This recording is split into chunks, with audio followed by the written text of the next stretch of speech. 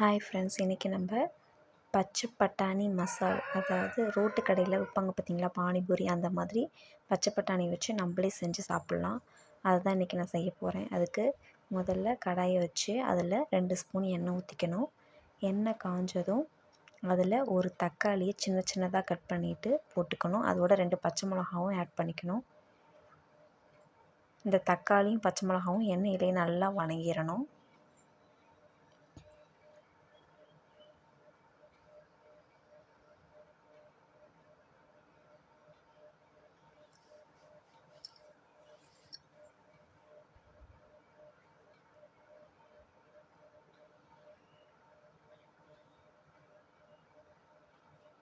நல்லா வணங்கிடுச்சு. இப்போ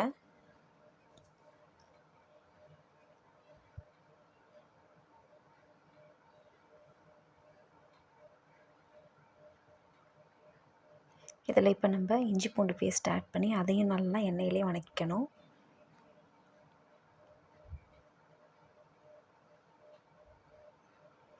இப்போ நல்லா வணங்கிடுச்சு. இதில் நம்ம 1 ஸ்பூன் மிளகாத்தூள்,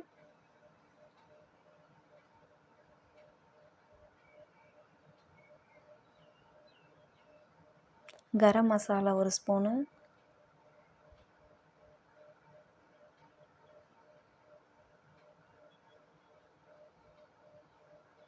போட்டு அந்த எண்ணெயிலே நல்லா வணக்கி விட்டுட்டு, இப்போ நம்ம வேக வச்சு எடுத்த பட்டாணியை இதில் ஆட் பண்ணிக்கலாம்.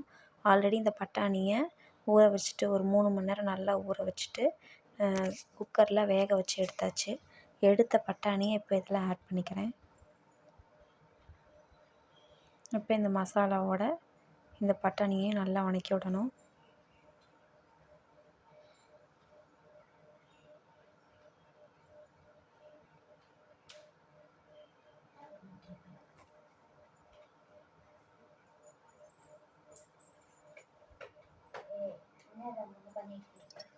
இதில் தேவையான அளவு உப்பு போட்டுக்கலாம்.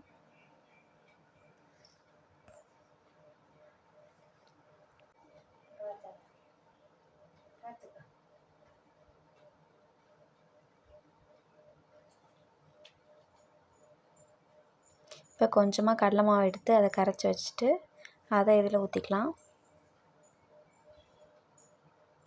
நமக்கு மசாலா, அதாவது மசால் திக்காக வேணுமா, இல்லை கொஞ்சம் தண்ணியாட்டம் அந்த கடையிலாம் கொடுப்பாங்கள்ல குழம்பு மாதிரி, அந்த மாதிரி வேணுமா, அதுக்கு ஏற்ற மாதிரி நம்ம தண்ணி ஆட் பண்ணிக்கலாம். எனக்கு கெட்டியாக தான் தேவைப்படுச்சு, அதனால் நான் கெட்டியாக கொதிக்க விட்டு எடுத்துட்டேன்.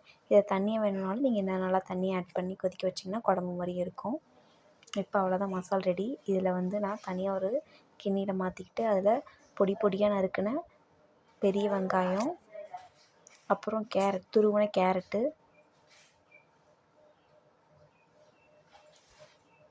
அப்புறம் கொத்தமல்லி தழை கொஞ்சமாக அதையும் ஆட் பண்ணிக்கிறேன். அப்புறம் மிக்சர், சுவையான மசால் சுண்டல், பச்சை பட்டாணி மசால் சுண்டல் ரெடி ஆகிடுச்சு. சூப்பராக இருக்கும். நீங்களும் ஒரு தடவை செஞ்சு பார்த்துட்டு எப்படி இருந்துச்சுன்னு சொல்லுங்கள்.